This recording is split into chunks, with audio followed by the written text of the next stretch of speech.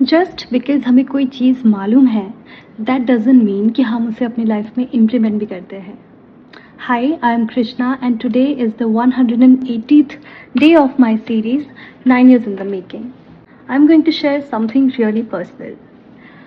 जब से मुझे ये लाइफ समझ में आई है ना कि लोग किस तरह से आपको सोचते हैं, समझते हैं या कंसिडर करते हैं, तब से मुझे एक चीज़ समझ में आई है कि मुझे खुद को प्रूव करना है. Like my entire life till now, I am 35 and till now I always had thought कि मुझे खुद को प्रूव करना है.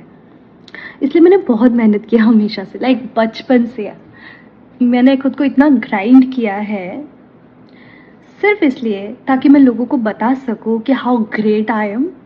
मैं बिल्कुल वैसी नहीं हूँ जैसा तुम लोगों को लगता है. मैं बहुत शार्प हूँ, इंटेलिजेंट हूँ, ब्रिलियंट हूँ एंड व्हाट नॉट, केपेबल हूँ, डिज़ायरेबल हूँ. एंड शायद मुझे ये खुद को भी प्रूव करना था, इसलिए मैंने अपने ऊपर बहुत मेहनत की विदाउट नोइंग कि इसकी कोई ज़रूरत थी नहीं वैसे, बट मैंने किया क्योंकि मैंने इस बात पर फोकस किया कि कोई और मेरे बारे में क्या सोचे जा रहा है, कोई और क्या कंसिडर कर रहा है मेरे बारे में, वो मेरे लिए इम्पोर्टेंट होते गया. बिकॉज लोगों का behaviour towards me emotionally, psychologically, physically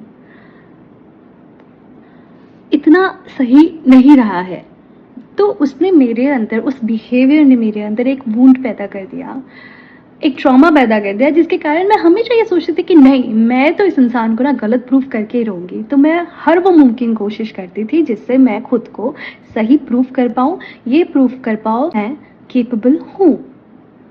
and in this process I lost my self. मैंने कभी खुद से पूछा ही नहीं कि मुझे क्या चाहिए, मैं क्या चाहती हूँ. मुझे ऐसा लगता था कि अगर मैं अच्छी नहीं दिख रही हूँ या फिर किसी ने बोल दिया कि क्योंकि मेरी आंखों में प्रॉब्लम है, I am not looking good, तो मैंने इस चीज़ पे फोकस किया कि मैं ऐसा क्या करूँ जिससे मैं थोड़ा अच्छा दिखने लगूँ, या ऐसा कौन सा कोर्स कर लूँ, ऐसी कौन सी पढ़ाई कर लूँ जिससे मुझे और बेटर अपॉर्चुनिटीज़ मिले लाइफ में. ठीक है, लेकिन इस बात पे फोकस नहीं किया कि सबका सुनते सुनते, सबका सुना भी नहीं एक्चुअली, सबकी जो जजमेंट है उसको अपने अंदर एब्सॉर्ब करते करते करते करते मैंने खुद की आवाज़ सुनी ही नहीं, मैंने खुद को सुना ही नहीं, मैंने टोटली खुद को इग्नोर कर दिया. मुझे पता ही नहीं था कि मैं चाहती क्या हूँ.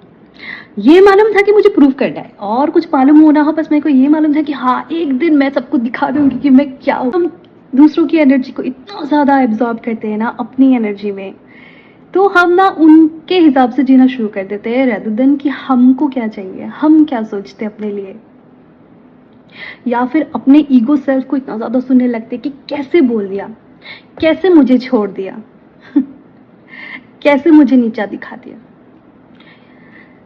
उस चक्कर में हम वो चीज़ें भी करते हैं जो हमें नहीं करनी चाहिए. खुद को इतना तकलीफ देते हैं to just rise up. We should rise up. अपने लिए करना चाहिए, अपने सक्सेस को इम्पोर्टेंस देनी चाहिए, हार्ड वर्क करना चाहिए. We should, actually we must, but then without getting affected by people and their opinion of us. वो क्या सोचते हैं, अगर हर किसी का जजमेंट हमारी लाइफ को इतना ज़्यादा अफेक्ट करेगा ना, तो हमारा जितना भी एक्शन है ना, हम जो भी लाइफ में करेंगे ना, सब कुछ उसी स्पेस से आएगा, उस जजमेंट वाले स्पेस से आएगा. इसलिए नहीं आएगा क्योंकि आप खुद से प्यार करते हो या खुद के लिए कुछ करना चाहते हो, इसलिए आएगा इस इंसान ने ऐसा बोला था, मैं इसको प्रूव करूंगा, उस इंसान ने मुझे छोड़ा कि मुझे कैसे छोड़ दिया, मुझे कैसे नीचा दिखा. भले ही हमें मालूम हो ना कि क्या सही है क्या गलत है, हमें अपना सुनना चाहिए, अपनी दिल की सुननी चाहिए, किसी और की नहीं सुननी चाहिए, लेकिन हम इस चीज़ को इम्प्लीमेंट करते नहीं हैं. हम भूल जाते हैं क्योंकि हमारा जो ईगो है वो आगे आ जाता है. हमको बस प्रूव करना होता है दूसरों को, या अपने ईगो को फीड करना होता है कि अब तो मैं दिखा कर ही रहूँगी, जबकि असल में करना कुछ और होता है हमें. एक बार आप सोचना कि अगर आपको किसी ने जज नहीं किया होता, किसी ने नहीं छोड़ा होता, किसी ने आप पे डाउट नहीं किया होता, तो तब लाइफ में आप क्या कर रहे होते.